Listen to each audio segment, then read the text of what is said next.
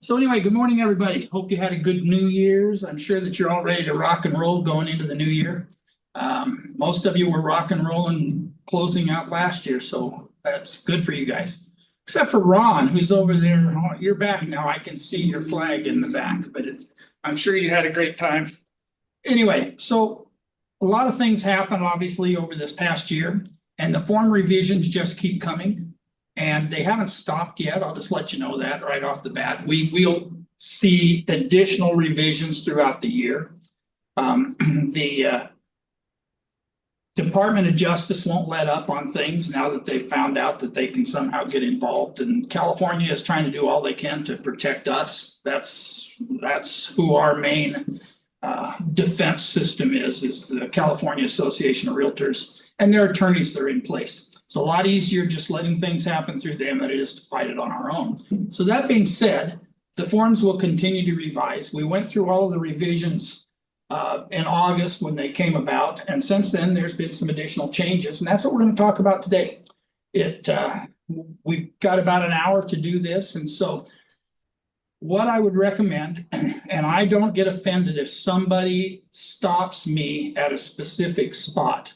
So if we hit a spot in the form that you need an answer for, then ask me then. It's okay to say, hey, Terry, or excuse me, or shut up, or whatever it is, whichever side you come from.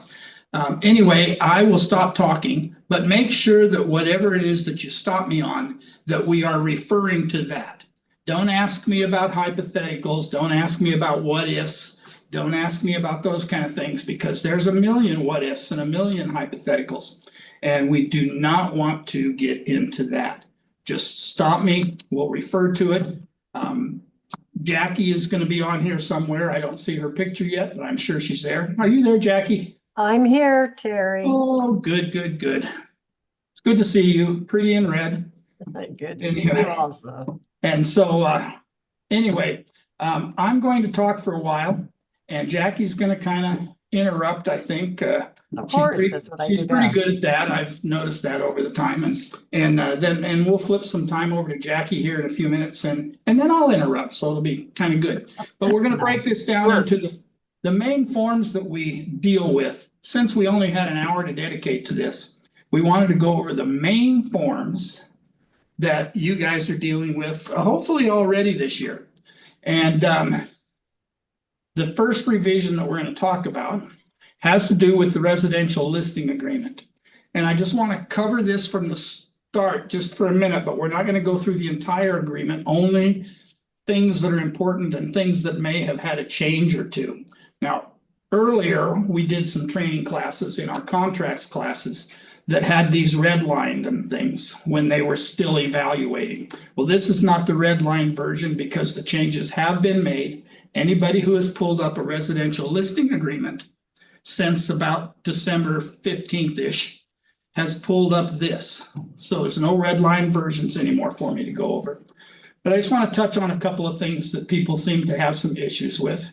Date prepared is not the date of the contract unless you sign it that same day. The date of the signature is the date of the contract. However, in your referencing, as you have to go back to it or anything else, the date prepared is the date that you will reference, because SkySlope and CAR zip forms and things do not know what date it was signed. They only know the date it was prepared. So don't mix up those dates. This date is not the date that all of our contingencies start or anything.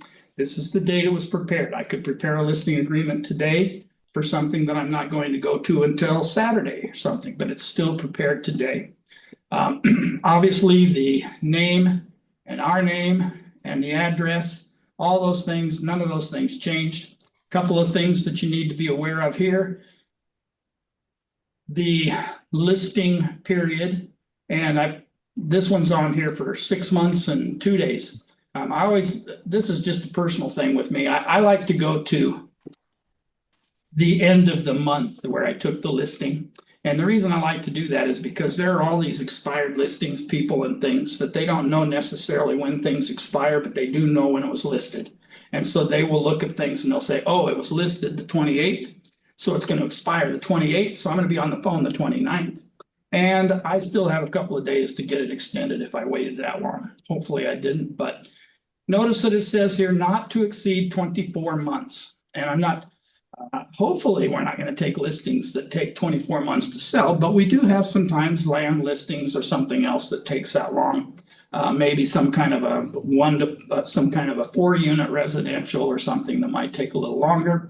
But hopefully 24 months is not a date that we shoot for. It's just to protect people from being tied in for half the rest of their life. Listing price, you know where that comes from. You and the seller talk about that, you negotiate that, you do comps, you show them things from the title office, you show them all the things you need to, and you come up with a price. And that price is verifiable on your CMA and things. Now, there are a couple of property specific listings here. One is— Hey, Terry. Yes. Sorry, before you move on, it says also in A1 that that agreement is void unless seller is a corporation or LLC or a partnership. How does that affect this? Sorry to close my door. Well, the only way it affects it is that if it's an LLC, if it's a corporation, or a limited liability partnership or anything, they actually do not have the 24-month restriction. You can do that for 3 years or 4 years or whatever. Probably. And that's because corporations never die? That's kind of it, yes. Okay. That could be passed through and just held in that corporation for as long as they needed to hit their numbers. Okay. Okay, good question. Okay, Thank you. the property specific listings, if we are dealing with a manufactured home, condos, manufactured home with space rent, any of those things, those are still considered residential listings. So they are residential listings under the residential listing agreement. The only thing we need to do is check this box. And if I checked this box, and I can't because we're not live on the CAR forms, but if I check that box, the manufactured housing listing addendum would be attached. That's what this refers to. It will attach. In that, it asks for some specific things. It asks for serial numbers, for instance. It asks for the dimensions of the manufactured home. It asks for things as to whether it's on a permanent foundation or whether it's in a park and you have space rent and things. So that addendum is very important if you're using this listing agreement to do manufactured homes. And it's the only one that's available now. The manufactured home listing agreement that we used to have no longer exists. Probate, conservatorship, guardianship, that's the probate listing addendum attached. So if you check that box, then you would get an addendum that basically says who the probate is for, who is the assigned representative, what the case number is. And so it delineates exactly which probate we're referring to, who that conservator might be, and gives us all of that information. So that being the case, this is highlighted. You can see this next little thing, compensation. The amount or rate of real estate commissions is not fixed by law. All right, and I know Jackie, and I've known Jackie for 25 years, I think. I don't know exactly. Or maybe we're not that old, I don't know. We're not. Oh, good, okay. But anyway, I know Jackie likes to use X and a half. When we're talking about that, and understand that the only reason that I put this in here, and I hopefully identified it as sample only, I wanted to have a number in there so that I could actually fill out the agreement. And it doesn't like X and a half very much. It doesn't even like a half. So I put 3% in there, but I wrote sample only. This is not fixed. We're not telling you that this is what you have to put in there or anything else. It's just telling you that for purposes of this presentation, I put in 3%. You could have a dollar amount if you wanted to. And the dollar amount could be whatever you negotiate, back up here, whatever you negotiate with your sellers.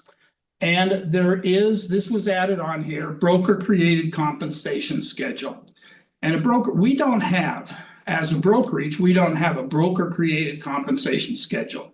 But I will tell you that some brokerages do, usually the smaller ones, the little guy on the street and things, not the big guys, because we're not trying to tell you what you have to do or anything, but a broker can individually, and I've seen a couple of these already, but a broker can create a compensation schedule that's based on the price of the home. And what I mean by that, maybe it's a 3% listing if your home price is 650, but if it's $1.5 million, I'll do it for 2, or I'll do it for 2.5, or whatever. All that's negotiated. Some people put it down ahead of time. Some brokers put it down ahead of time, and they use that as what's referred to here as the broker created compensation schedule. We just leave it up to you and the sellers to negotiate a price.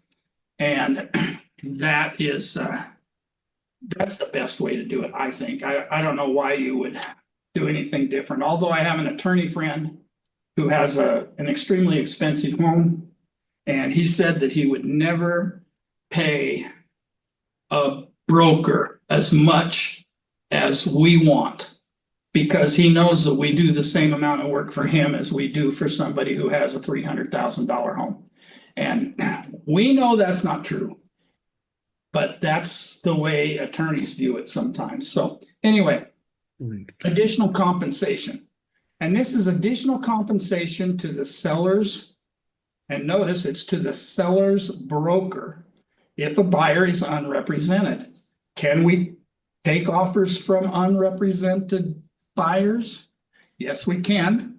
If somebody comes to us and says, I don't want any representation, I don't have a broker, I don't have anybody I want to deal with, then as a representative of the seller, we can legally give them an RPA or a listing or whatever to fill out. I have to fill these meetings.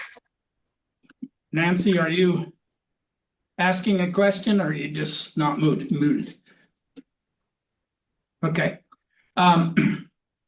Anyway, so it doesn't apply obviously if you're in dual agency, because then you do have representation agreements for both sides. But if there is no representation there and they don't want to be represented, it's you might want to make a little extra money, or you're going to do a little extra work.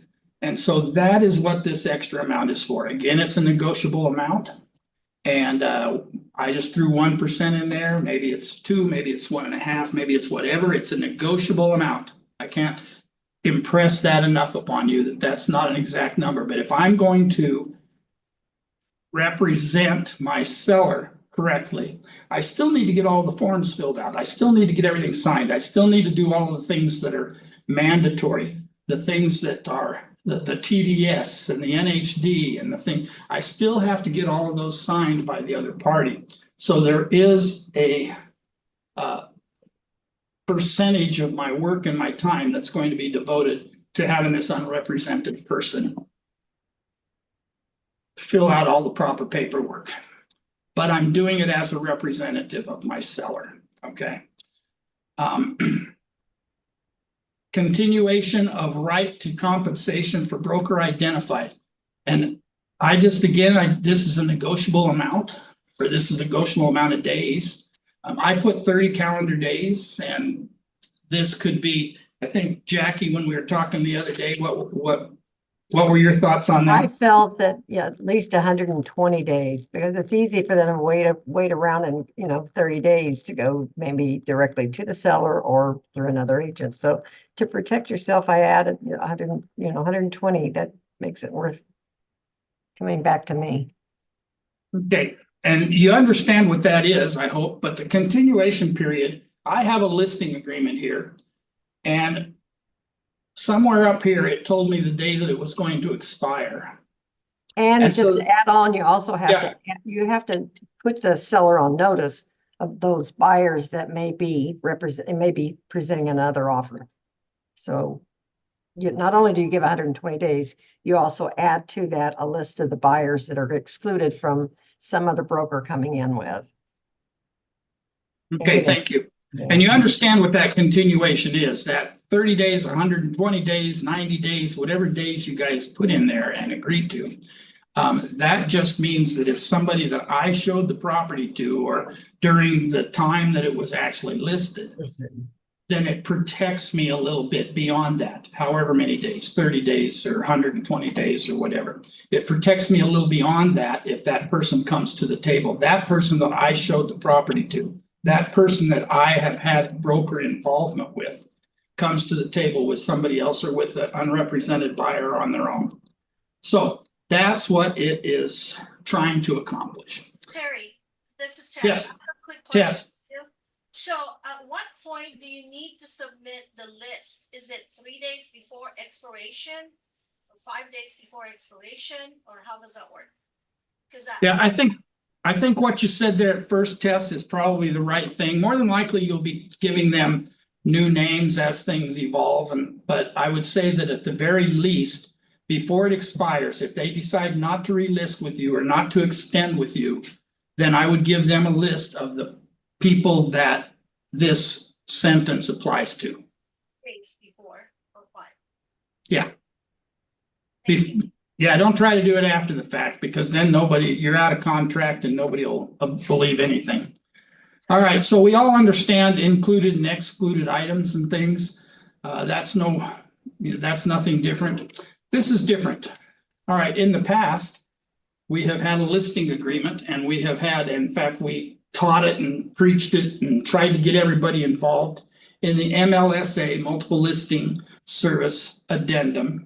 And what that did was, in that form, among other things, and that form is still available, by the way, but among other things, that form, if signed by the seller and these little boxes were checked, would allow us to advertise in our marketing that the seller is willing to consider offers asking for concessions.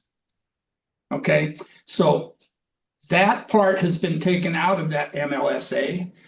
That no longer is part of that, but it has been included here on the listing itself. Publication of seller willingness to consider concessions. If checked below, that's right here and right there, seller authorizes broker to market that seller is willing to consider offers asking for concessions. Part 2 is an important part here. No amount of possible concession will be stated in such marketing unless seller notifies broker in writing of the amount. So if you have a separate addendum that gives you an amount, we are willing to consider offers asking for up to $20,000 in concession, whatever that number happens to be. Then you can use it in some of your marketing material. You can never use anything that applies to broker compensation, especially in the MLS. You could do it on a flyer, I guess, if that would, if a client would care about that, but you cannot do it in the MLS. So it says here, if MLS listed above, if permitted in the MLS, our MLSs, because we have multiple, but our MLSs allow us to put this, and this is a statement, and unless you can come up with a better one and send it to me, and let us review it or something like that. This is the statement to use. Seller authorizes broker to market that this. So in my MLS, I would put seller is willing to consider offers asking for concessions, and leave it at that. Everything else is negotiable. We can talk about it. We can decide what concessions mean. We can decide if the seller is willing to pay $20,000 and they've told me that to concessions. Is that going to be buyer's closing cost? Is that going to be whatever? It's never going to be verbalized by saying broker commission, right? We're not talking commissions anymore. It is part of the concessions, and we'll get to that here in just a couple of minutes. So if they check this box, then our MLSs allow us to put that the seller is willing to consider offers asking for concessions. And if they check this box, I can also do it in marketing outside of the MLS. So I can do my flyers, I can do my whatever, and I can do those things. And keep in mind that amount, whatever that amount that you guys talk about with your sellers, that amount that's an unenforceable amount with nothing but this, okay? This just says that you're willing to consider concessions. But even if they put a number on it of $10,000 or $20,000 or whatever it happens to be, there's no contractual thing that holds them to that number. So it's unenforceable from that standpoint. So it still becomes a Negotiable. negotiable item. Yep. And that's exactly what the intent was. All right. So here we're going to just touch on this real briefly. Terry, I have a question. Go ahead, Yvette. So if the boxes are not checked, then what does that mean? Well, it just means that the seller has not authorized you to use it in your marketing. And it can't be put in the MLS. So you can't do anything with it at that. And I don't know what the enforcement is going to be on this event. I'm not sure who's going to check on it and things, but bottom line is if you have something in the MLS that you refer to as far as seller being willing to consider concessions, then you need to have something in writing that says that the seller is okay with that.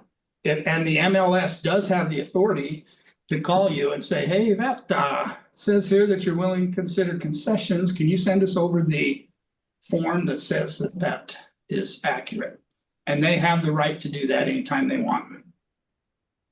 Otherwise, I guess the agent would just submit their offer with their compensation included, correct? Of course, and that's what's going to happen anyway. That's why this doesn't have any number amounts or anything like that. And why I said a minute ago that amounts were not enforceable. They become enforceable when they become part of a contract. Got it. Thank you. You're welcome. Thanks for the question. Sure. All right. Timing and presentations of offers. You understand, I hope, that unless your seller tells you, don't bring me any offers that are less than this, and you have that in writing, you have to present all offers to a seller. You don't pick and choose. You don't screen them ahead of time. You don't do any of those things. You can have those conversations with them when you sit down, but you still have to present all offers. Now, there's been questions about that. Well, you know what? I was holding off because I was waiting for somebody else to bring an offer in because they said they were going to and all that kind of thing. So if you've discussed it with your seller, I have an offer, but we're waiting. I'm expecting to get another one. We'll cover them both at the same time or whatever. That's why this kind of information up here was changed to be seller instructs broker to present all offers received as soon as practicable. Now, what practicable means is when people are available to do that. If your sellers might be out of town, they may not be at a place where they may be camping. Who knows? Jackie, does your phone work when you camp? Yes, as a matter of fact, it did. Oh, you're supposed to say no. Oh, Yeah. Come ask on, you any got a agent phone on here that I've talked to over the And, weekend. and she answered, by the way, Terry, Oh, she always good. answered. Good to know. Good to know.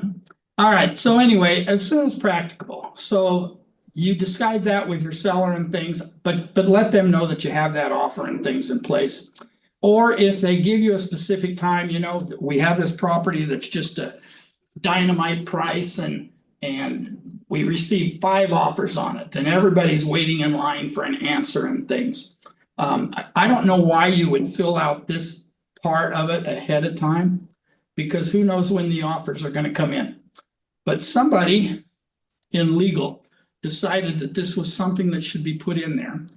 But so you're going to, when you list the property, you're going to put down a specific date to present offers? I don't think so. So I think as soon as practicable, don't even bother to check any of these other boxes. They don't make sense to me. They might to somebody, and somebody's going to have to explain it to me someday. All right. I get asked questions regularly about additional terms. Well, I don't know what additional terms are. That's why it's left blank. They don't know what additional terms are. They being CAR or Lone Wolf or any of the people that create the forms. But if there are things that the seller tells us, I cannot close until 3/1/25. Now, why would that be the case? Well, do you know what? Maybe I need to clear my 2 years so that I can take that $500,000 tax. Who knows? Everybody has tax things. Maybe it's an FHA deal where it can't go FHA until that second year because you can't do a flip with an FHA without it being held for a couple. So there are different things that maybe I'm having a house built and I can't get out of it. I can close whenever you want to, but my move out can't be before 3/1/25 or whatever it happens to be. So when things like that come up that the seller tells you about ahead of time, it's best to write it in here somehow. So not only do they know that you know, but it's also something that you could use if you had to for the buyer's agent. Okay. So if you didn't understand the things I was saying over the last 25 minutes, there's this whole bunch of paragraphs here that explain each and every one of those things. And there's only one that was fairly new on the last one that came out, and that was seller interference with listing. And this is a protection again for us. And like Jackie was talking about the 120 days and things like that. But if without broker's prior written consent, the property is withdrawn from sale, conveyed, leased, rented, otherwise transferred, or made unmarketable by a voluntary act of the seller during the listing period or any extension. So this is kind of saying that if your seller won't let you market the property, then they are in violation of this listing agreement. And that's where 120 days may come in very handy and things if they're messing around with you. And I've received several calls. In fact, I get them fairly regularly about the coming soon to,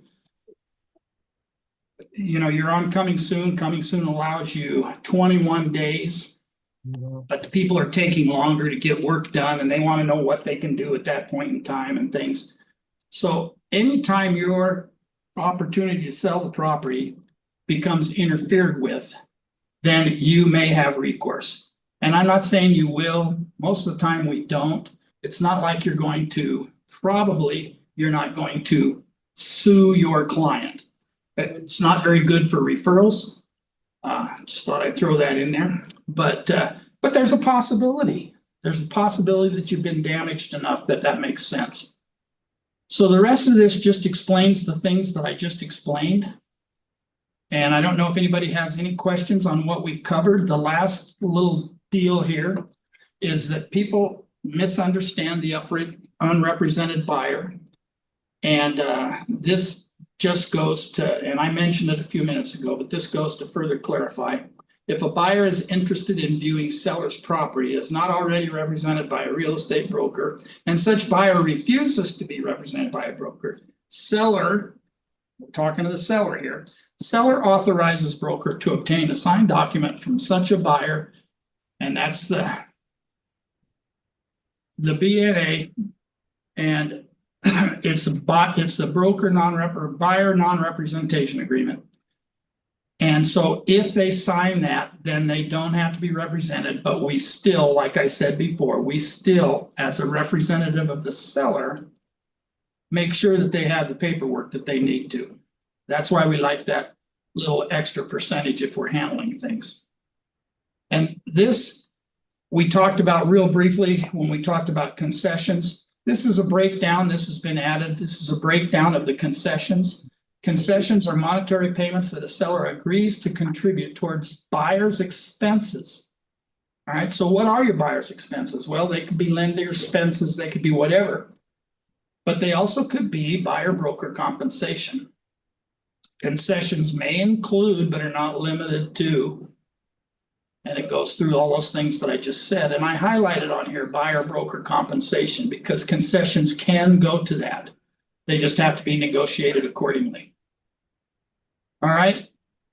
So I think that we have. We'll probably touch on this again because on every form where there's an entity seller, this has been revised and it explains what an entity seller is. You probably all know that. We used to have to provide a representative capacity signature disclosure. And if we fill this part out, then we no longer have to do that RCSD. This says that the full name of the entity is I'm a Learning Family Trust, date July 5th, 20.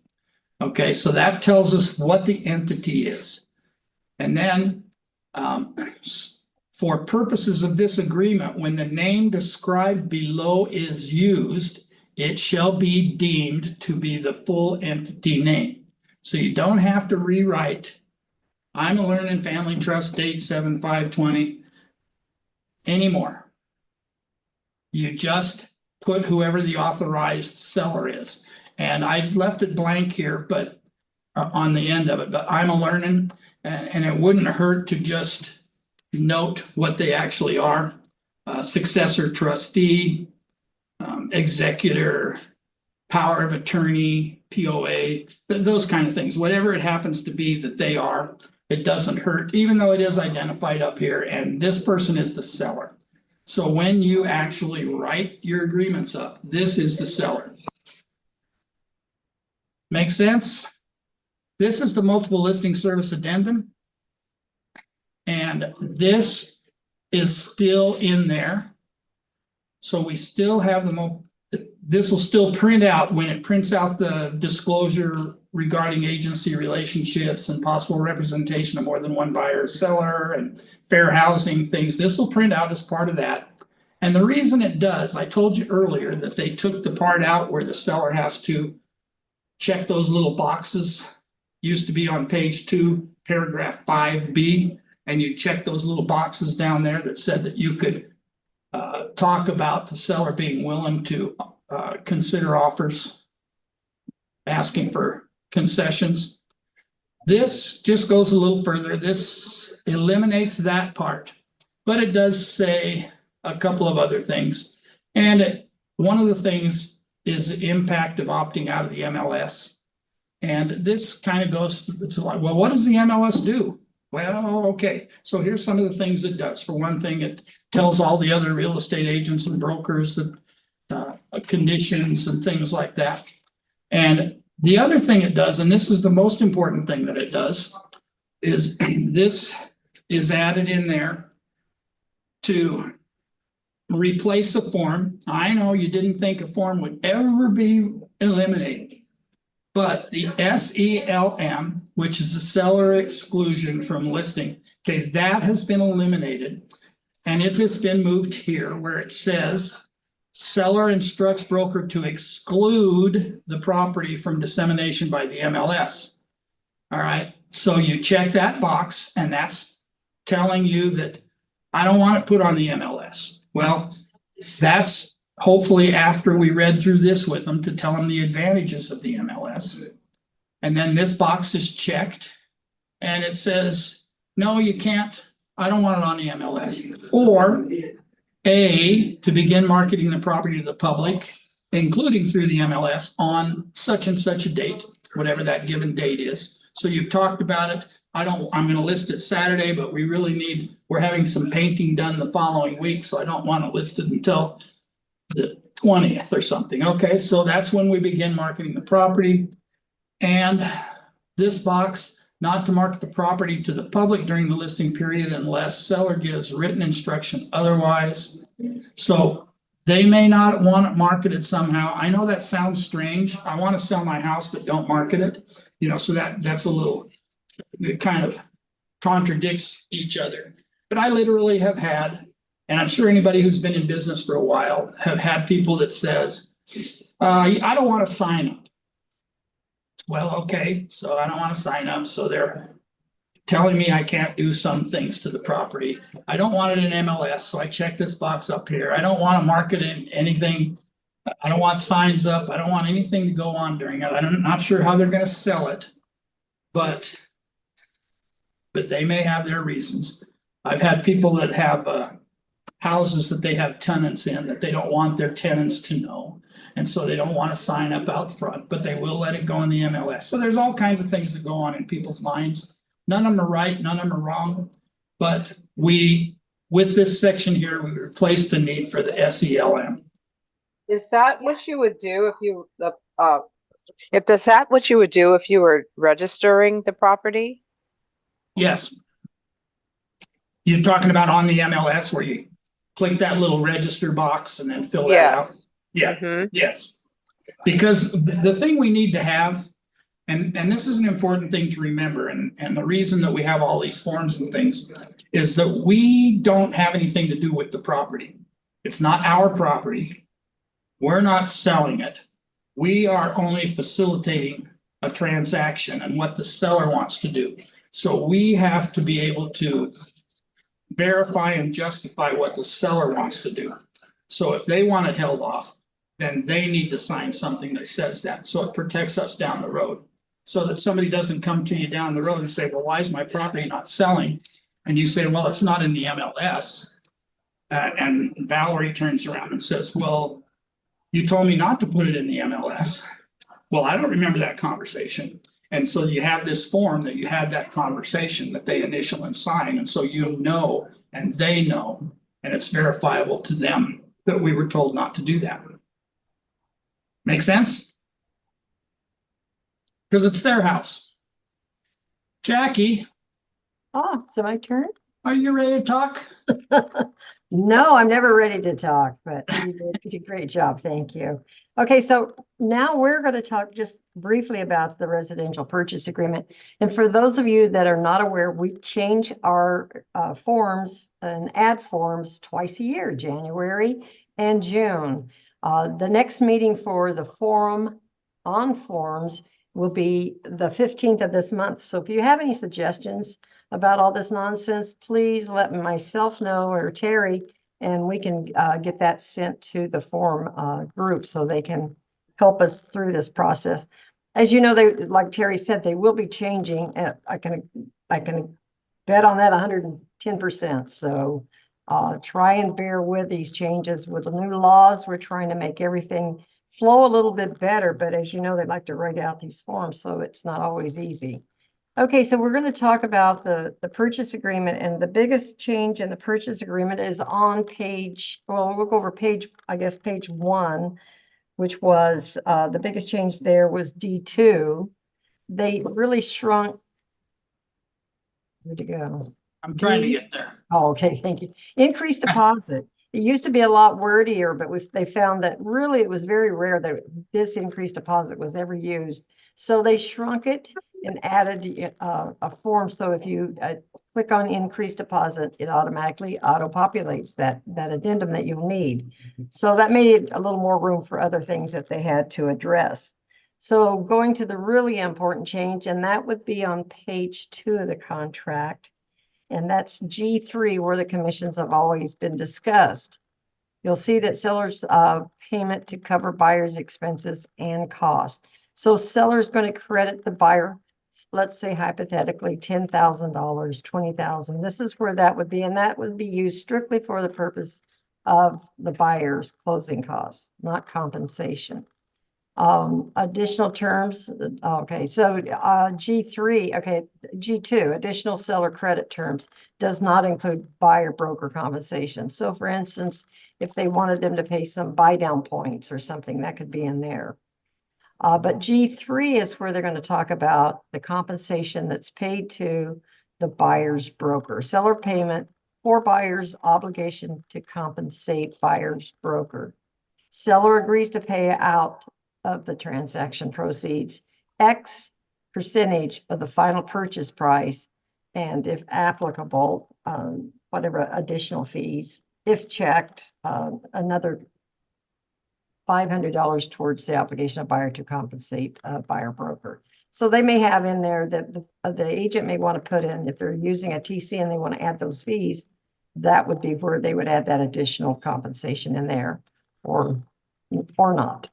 Buyer compensation affirmation. Now, I don't know if you realize that the page 5 of your buyer broker agreement has been revised. It no longer confirms the buyer's commission on page 5, where it used to say X amount of commission would be paid towards for the buyer, and then the seller or the buyer signed that, and that was a document that you could actually provide to your listing office, so they would know that you had an agreement, the amount that it was agreed upon. So let's say hypothetically, they said we're going to the seller or the buyer will pay the agent 1%, and then on the purchase contract they asked for 3%.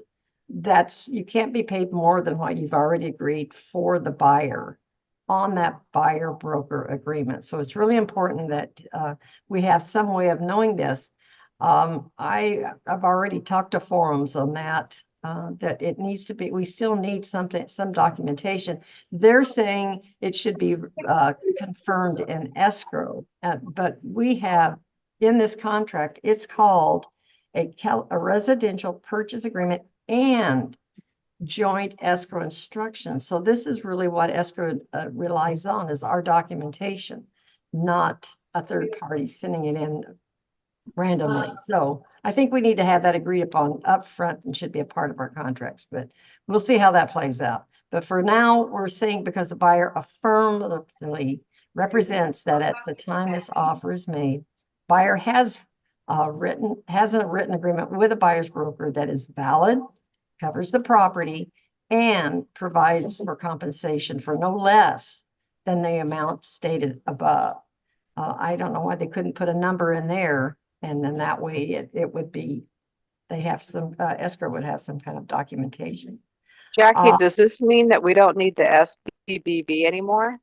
They're saying for now that it goes directly to escrow, but if I were the listing agent, I would rather have it upfront, so I know we're not going to have a conflict. So if you get that the buyer broker agreement, and it comes over and it shows no, there's no I'm sorry, that there is no longer the SPBB. That's been eliminated. That document is not even in the forms. Correct. So no, you don't need that. It doesn't exist. This, they're saying affirmatively, is what it is. You have buyer has a contract with their broker and they've agreed to the terms. So this will cover that. Jackie, can I throw something in there real quick? Absolutely. Okay, I love this paragraph, actually, and I know it may not make sense. You're right, Valerie, it does eliminate the SPBB, which is another form we had to fill out and try to remember to do. But the reason that I like it here, and this is something that I pushed for way back when, is to put it on the contract itself, because we look for opportunities to try to explain this. On that first page of the listing agreement, it talks about how much you're going to pay to the seller's broker, and it doesn't refer to the buyer's broker. But that these things give us a chance to explain what that means. Well, you agreed to pay 3% or 2% or whatever it was when we listed it, but that's only to the seller's broker. And there will still be some compensation that the buyer's broker is due from somebody. And so it gives us a chance to explain it at this point. It's in the contract, so it gives us a chance to ask for it at a particular point. And I think it's good when it's in there. The other thing that's good about it is that now, before when we were counter offering something with as related to the SPBB and things. Now a counter offer is just a counter offer. If you ask for 2.5% and I'm only willing to pay 2%, then it just becomes part of a regular counter offer because you have the RPA and we write a seller's counter offer to it. So anyway, it took care of a couple of things and I'm glad to see it in there. You can tell that Terry gives these training classes on the contract every week. So he knows all the little tidbits. It's important to us. So thank you, Terry. I have a question, Jackie. Yes. So it sounds like we still need to have the buyer broker agreement, correct? No, and really at this point, we do not. It's to be provided by the buyer's agent directly to escrow. We're in the past, they always just kind of took our word for it, what everybody was getting paid.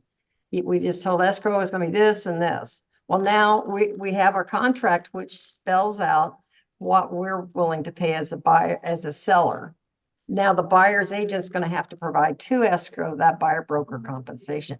So hypothetically, if we said we're gonna pay X and the buyer broker agreement says XX, then they know to add that additional percentage unless it's modified, unless, the buyer broker agreement is modified, then they know that they're gonna have to charge that buyer that percentage as well. Does that make sense? Yvette, Yes, I don't know if I heard the question right. Jackie's right, you have to provide it somehow, I mean, but don't forget that the buyers. It's buyer representation and broker compensation agreement. That's what BRBC stands for. And so you still are supposed to have buyer representation agreement for showing property. And that's still supposed to be filled out and negotiated before showing property. But that's. correct.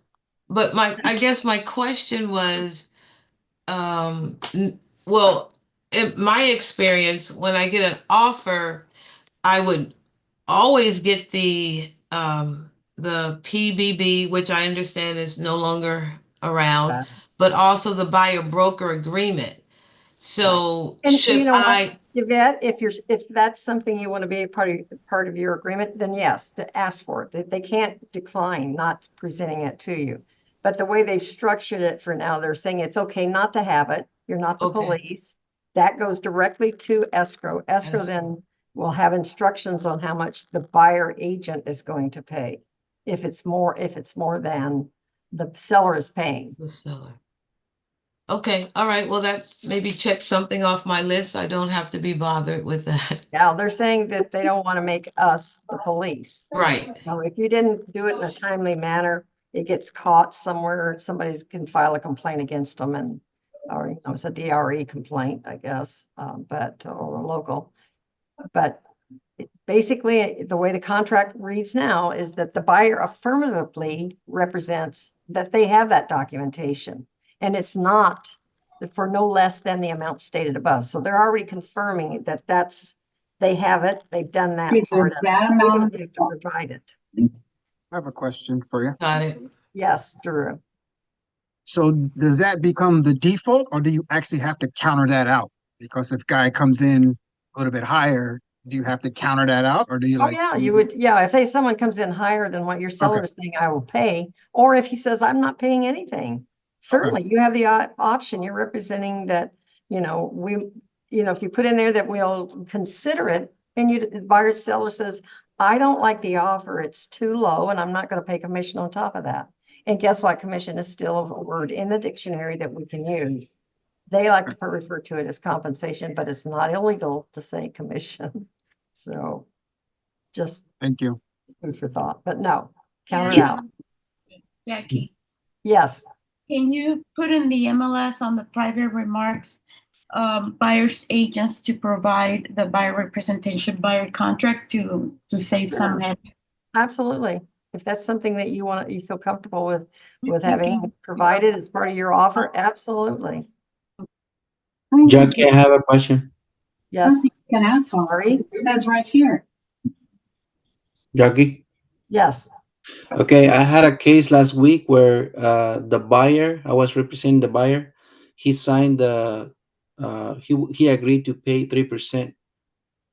And then the seller counter saying he was gonna only pay 2.5.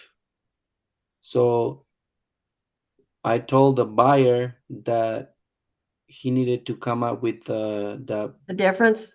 difference, and he said, Right. no, I don't have to because the seller is only offering 2.5 to you, so I'm not obligated. Then all you to do is pay. you do a modification of terms. If that's acceptable to you. Remember, if you're willing to negotiate your You commission, gotta answer the question. modify. The question, Okay, what buyer is- sale plus 3. if they don't do the modification. Pardon me, Cheryl? What? I- Legally, yes, legally, the buyer's bound to that contract, but chances of that happening is, So escrow company doesn't do anything like you have a when she was- modification of your buyer broker agreement, which would modify that amount. Okay. Okay. Yeah, escrow does not guarantee your 3%. That's something that you negotiated with your buyer. Right, it's all. That was my question. That was Yeah, my no. question because I thought escrow was gonna take care of that through that showing property agreement. No, Nope. remember, they're a third disinterested party. All they do is accumulate documentation, instructions, but they do not negotiate contracts and commissions. That you need to have done long before you ever go into escrow. Because if you don't have that complete, then you don't have the ability to open escrow. What I did is I counter offer saying, no, I want a 3% from the seller. And you can do that. And they said, yes, we're gonna And give they you can- the 3. And you That's can what do we- that. Absolutely. You can, commissions are negotiable. Yes. And that's what you did. You negotiated the amount, you got it, you opened escrow, and you'll have a transaction to close. Congratulations. Okay. Stupid. Oh my gosh. Okay, food for thought.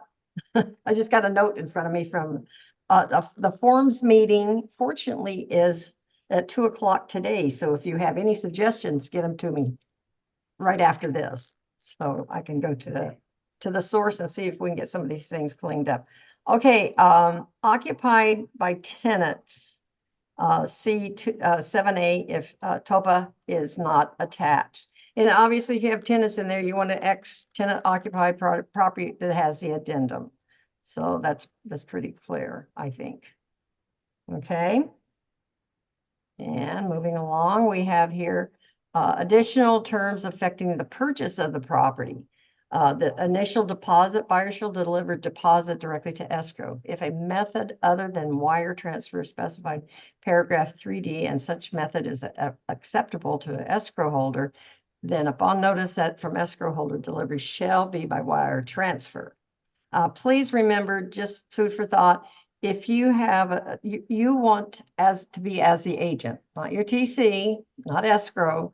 You want to make sure that that deposit is in escrow, because remember, if you're into an escrow a week or 2 weeks later and the buyer cancels, what is your recourse? You have none. You don't have a deposit. You don't have an open escrow. So, and then we have the increased addendum that I talked about earlier, and that would be on the front page. Additional financing terms, verification of down payment. These are a lot of these are nothing as is. Oh, this is what I love is I always sending out a counter that says the seller sends out as is condition. As is only as the seller is disclosed and the buyer has seen. Now, if we find out that the foundation has a giant crack in the property and you've released all your contingencies, but you didn't find out that there was this giant crack, that as is not enforceable. If you find something that's pre-existing, that would not threaten your deposit. So I wouldn't worry about that. And if you don't counter as is, it's in your contract. Did you say that if you remove your contingencies and then you learn about a defect? If it's a major defect, you bet. And especially if it's a defect where they put carpeting over a giant crack that's in the foundation. And I use that example because I've had it happen several times over my career in the business. It's certainly not going to protect that seller. Well, I told you I sold it as is. You don't put a blindfold on your client, your buyer, because he's buying as is. It's only as is presently is visible and the seller has disclosed. Now, if the seller discloses this property has a giant crack in the foundation and the buyer says, okay, I accept, then he writes off his contingencies and his money is now open for giving to the seller if he backs out. Can't use that as his excuse. I have a question, Jackie. I Yes. have a buyer that bought the home with me about a year ago and came back asking me, well, the wife said that they noticed that the beam, so they knew that the house had some unpermitted work done. And at the time they agreed to it, but then now the wife said that they noticed the beam is a little bent across the living room. And they're wondering if they can go to pursue some sort of claim against the seller. They did their home inspection and everything, and they agreed to it. Do they still have any case to claim? But you know, that's for an attorney to decide. Any attorney will take any case if they're provided, you know, enough money up front to do that. So do they have recourse through an attorney? Yes. Will they win? Most of the time it's settled because it's more expensive to litigate than it is to settle the case. So hopefully they'll have an attorney say, look, you signed all the disclosures, you were aware there were defects, you had a home inspection, and you really don't have a case. But there may be one out there will say that that's something different. Would you agree, Terry? Yes, I would. Was it mentioned at all by the home inspector or by a termite company that went out? Because generally beams that are sagging will be brought up by some of those people. Yeah, that's No, it was not mentioned. It didn't, I mean, it's not mentioned by the inspection at all. But they were aware that, you know, there were some unpermitted work done on the home, but they liked it because of the unpermitted work that was added, you know, like the one that's enlarged sagging now. bathroom things. Well, the wife is more of a type that is more paranoid, honestly. So Well, you know what, I mean, you have they to- just need to make sure that what they're complaining about is really a legitimate problem. But Is is it- that something that would come back to the realtor, like to me as a realtor? No, It's like, no, I wouldn't come back to you as a realtor. You didn't I mean, you didn't know anything about a sagging. If no one else saw the sagging beam, how would you see the sagging beam? Yeah. Did you do your Yeah. agent visual inspection? Did you notice a sagging beam? No. I didn't notice it. And that's I why I always just- tell my buyers that I know nothing AVIDs, about that's why construction either. I do not ever want to see an AVID come across our auditing that has NA on all the visual inspection. Didn't see anything, nothing. So, Everything's perfect. yeah, really, a perfect world, this house is perfect. No, there are no perfect houses, so make sure you do your visual inspections. Thank you. Oh, Morty, those are good ones. Always make sure that you put sufficient amount of money because you know everything is going up. Check the pricing on it. So you have the correct amount for the home warranty, and you also have the right, you have if it has a pool and spa, make sure that's included in there, not just put home The other warranty. thing, this first sentence here, I highlighted it because this is an addition that's like critical, and that is buyer shall choose the home warranty plan. Okay, at no time is Kalani or a vet or anybody else, we're not the one choosing the plan. We provide them with different plans. And they go over them and they say, well, yeah, I want this, I want that, and I want this. And they're the ones that decide on the plan. Okay, I see it. It is currently at 11 o'clock. I don't know how much longer we can go. Just real quick on the buyer broker agreement. Just remember on there, now it does have just a couple of little changes, property type. Now you can, if you're showing commercial, industrial, you can eliminate, it eliminates single family, but you can then, but it still has a place to mark for single family, right? Right on this B1, single family. That's a new addition to the buyer broker. And it automatically defaults to single family Right, residence. and just real fast, unless- down to G2. G2 is probably our most important one right now that was revised. Where did G2 go? Where did G2? Oh, there it is. Okay. Yeah, that's, and that is the older version of G2. Buyer does not have sufficient funds to pay the broker. That's another one that I've sent back. I feel like they need to put that the buyer does not agree to pay broker funds or something, because I think for it to say buyer does not have sufficient funds would be fraudulent, because if they have another $200,000 that they want to improve on the property, why are they saying I don't have the funds? They could say, I don't have the funds that I want to pay towards. But no, that one needs to be fixed, and we'll work on that also. So buyer broker obligation to represent buyer in this transaction is contingent upon the seller agreement to pay the amount of compensation in paragraph 2E, which is up at the upper portion of the contract. But I think, are there any other questions? Because we are out of time. It's 11:03. I don't want to waste your valuable time. I know Terry and I both appreciate your time being here. We love it when agents want to learn how to do business professionally. It makes us look good. If you're doing it good, we look really good here at Century 21 Masters. So you have any addition, Terry? No, I think we're good. Appreciate everybody that's gotten on there. Notice that we did record it. And so if there's some things that you were unsure about, obviously you can feel free to call Jackie or myself. We try to stay. I don't know why you would say that, Terry. I got it all figured out. Oh, okay, well then call Robert from now on. Yeah, really, Robert. Robert, give us your number here. Cheryl, you had a question? Yeah, Jackie, I think you said you're attending a forms meeting this afternoon. Did I hear that correctly? I have someone in one of my offices that is attending, and I've been relaying to him everything I want him to present. Okay, I have a question. How come when they modified the listing agreement, the disclosures, the timeline is in the buyer's contract? How come that the requirement for disclosure? Just give me lines and numbers.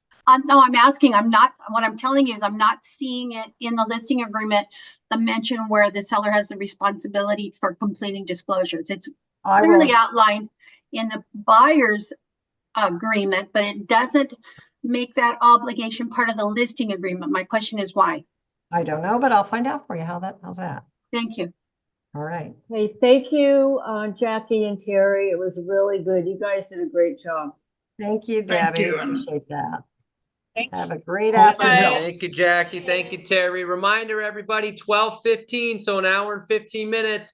We're going to be providing a business plan for 2025. We're going to go over it in detail. We're going to talk about some ways to make sure that you hit your goals this year. So our ultimate training day continues. So you can either hang on here, listen to some open mic, or hop back on at 12:15 for our business planning session. So jam-packed day. Terry, Jackie, Thank you. You are awesome. Thank you.